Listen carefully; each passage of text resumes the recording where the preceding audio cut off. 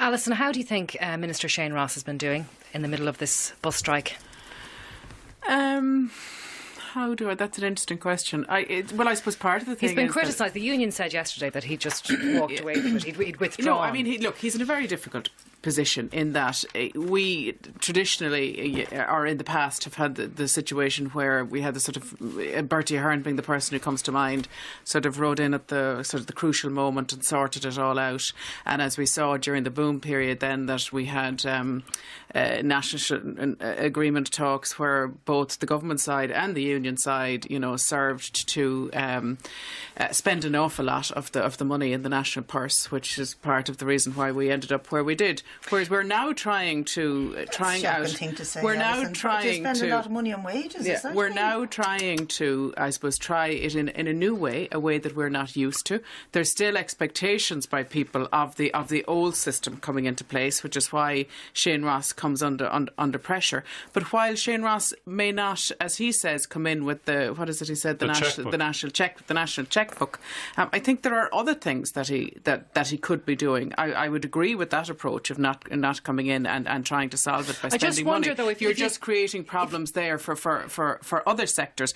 But the problem for Shane, I suppose, Shane Ross, is also the summer he's had in relation to the Olympics, his trip to Rio, and that he is attempting that obviously is those sort of issues to be playing on his mind in terms of his general performance as minister and how that is being judged. He's the Minister for Transport and Sport, and one of the biggest and I would say the most crucial responsibility he has is public transport in this country.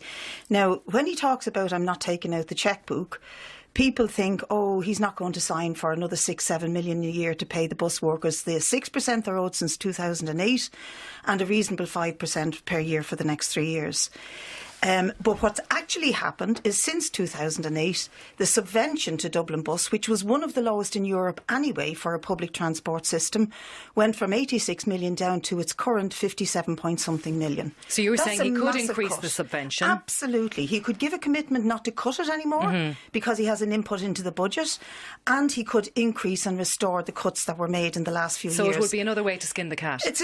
You may call it another way to skin the cat, but Dublin Bus is subvented as a public transport company to the least when you look at the average right across Europe. If we were to subvent Dublin Bus to the European average, they'd be getting another 200 million a year, never mind the paltry 57.5 million they get. And it is the public who pay for this because bus fares have risen by 30% over the last few years, and it's the workers who are also paying. So that increase in the subvention would go to increasing salaries rather than improving the service. It would allow Dublin Bus the space to pay what amounts to about 5 to 6 million a year over the next 3 years in increased pay.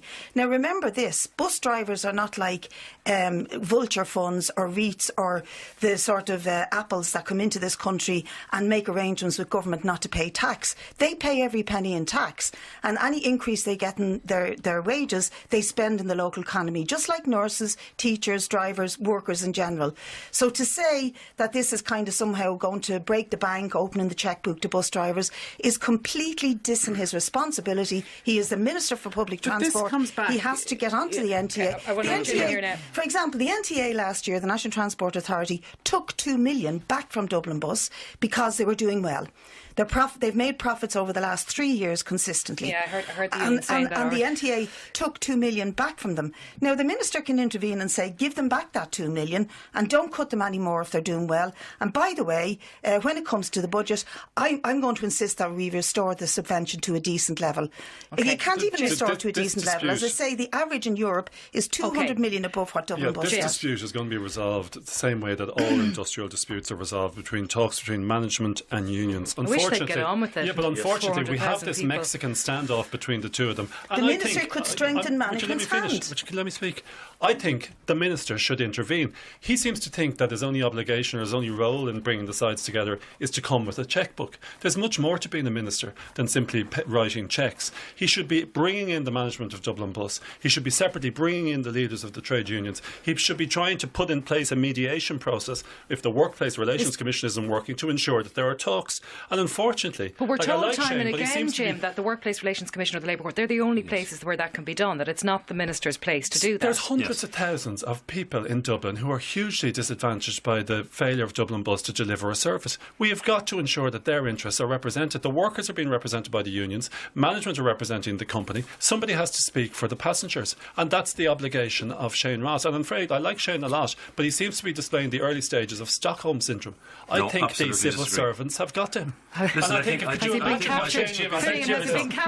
No, I don't think so. And I think Jim is playing politics as well in relation to this particular issue. This is a very serious issue. First of all, for the bus workers, who I believe personally have a genuine case, and also the commuters, the 400,000 commuters. And one of my issues as Minister for Disabilities, I'm very concerned about the disabled people who can't get to the centres on those particular days, and it's a huge crisis for me. So I've been involved in that side of it. But to go back to the core issue, I can't understand why the company and the unions don't get in there to the WRC and resolve it. And that's what Shane Ross is saying. He's very decisive about that. It's up to them to feed. Now, we need a broader debate on what Bríd is talking about. I would love to see the Transport Committee looking at the issue, because there are people in the whole political system that are looking at the privatisation, and I'd love to see our Transport Committee in the Oireachtas coming together and having a debate about investing in public transfer infrastructure. So you're saying you've said at the start there that you support the bus drivers. So do you support their 15% pay claim? I think they have a genuine case, and I've talked to them over the last 48 hours myself.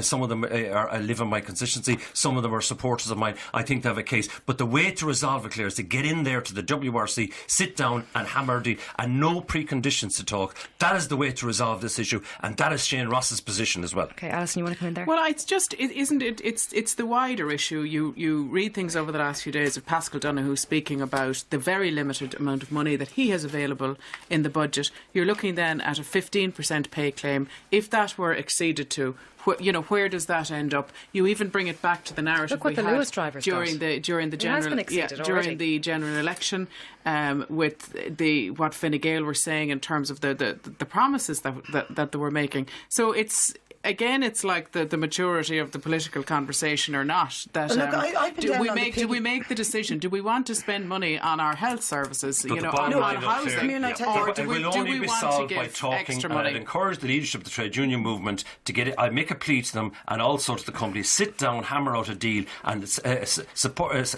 Do your best to support the workers, and also the commuters in Dublin City. Go and talk to Shane Ross and tell him to get his finger out, not the chequebook. Get his finger out and do something about this. The unions are willing to go back into talks. The company are saying nothing. The NTA are saying nothing. Shane Ross is saying nothing. Now, the workers are not going out and strike for the crack. They're losing days' pay.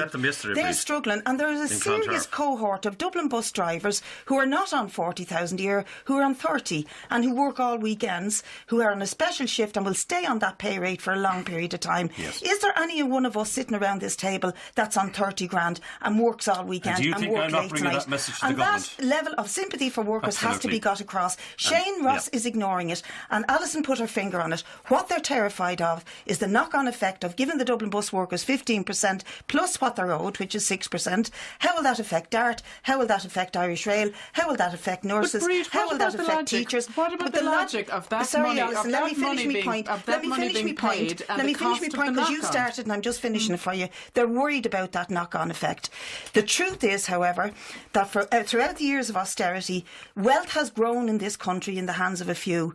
But the workers who have paid the price by taking pay freezes and cuts and changing their terms and conditions are now saying, you tell us the economy is doing well, it's in recovery, it's payback time for us, and that'll go viral. And that's what they're worried about. But I can tell you this, when you're on the picket lines talking to the workers at 6 a.m, and they do their best to get out there in big numbers and have good, strong solidarity, and it isn't just drivers, it's mechanics, it's supervisory staff, it's clerical staff, they're all there together. The discussion they're having is, what about the Apple tax? What about NAMA? What about the sell-off and the rip-off and the lack of the rich paying tax in this country? That's where the money will come from if there's a political will to pursue it. Okay. And the problem will only be solved by talking, as the INTO and the TUI proved yesterday. We're going to take a quick break. Back with more after this.